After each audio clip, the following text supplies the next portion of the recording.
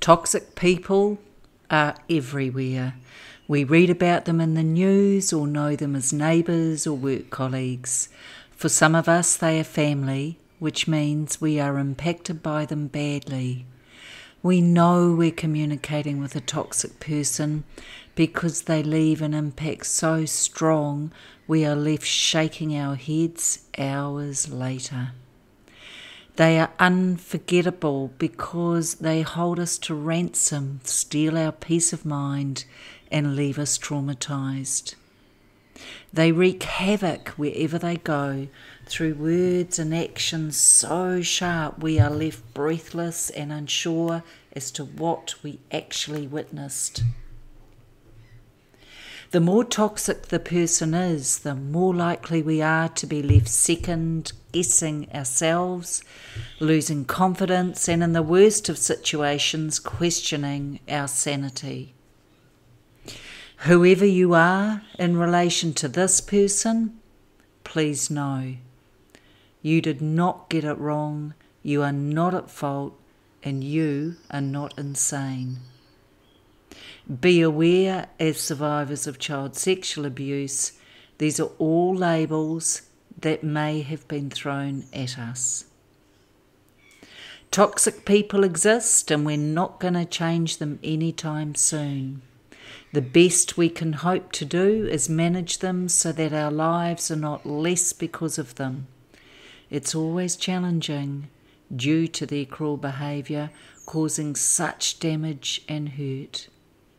For those of us closely impacted, it becomes even harder because we have a duality of focus, avoidance, and love. Think about it. If the person who abused you is still in your life today, they may be someone that you do still have love for, but there will also be a strong sense of avoidance.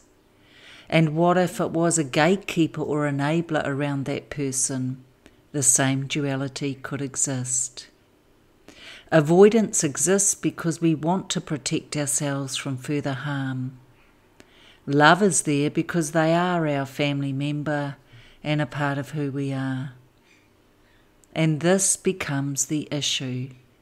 How can we get the balance right? Live with the knowledge they are bad for us, but feel guilt because deep, deep down inside of us, we do hold some love for them. A secret belief we probably held as children and may still now is this: if they just loved us enough, they would change. I grew up around toxic people, and it took a lot for me to recover from and heal the deep, deep wounds they inflicted.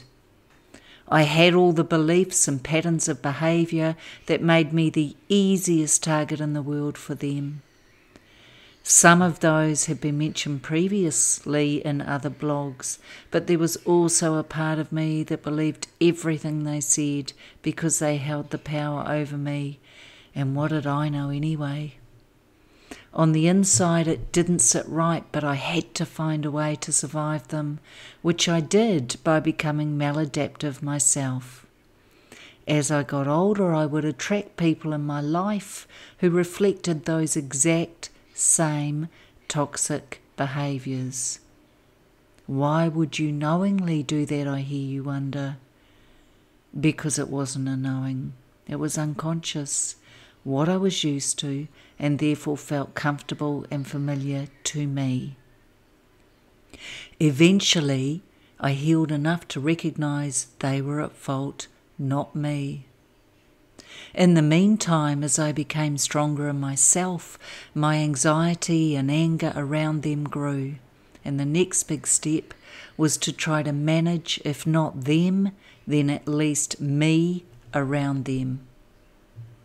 What if you, like me, have tried everything, been loving, supportive, and you still get bashed around emotionally? or have decided to face like with like and treat them as badly as they treat you, knowing that the guilt you feel destroys a little more of who you are every single day.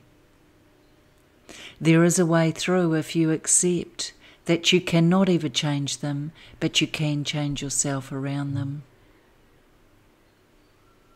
The approach I use is effective and understated. It's referred to as keeping your heart open but the door closed. I do this by picturing them in my mind, sending love to them and limiting my interactions with them. In the case of the abusers, there is no interaction. I'm talking more the gatekeepers here.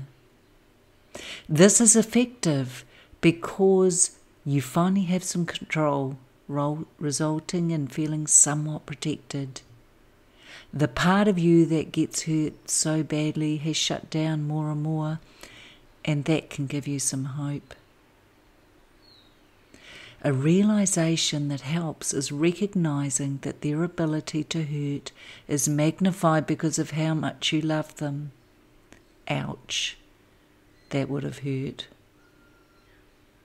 Any communication you do now have with them, start to take control of. For instance, if they phone you, don't answer the phone immediately. Call back when you're prepared and only if it suits you.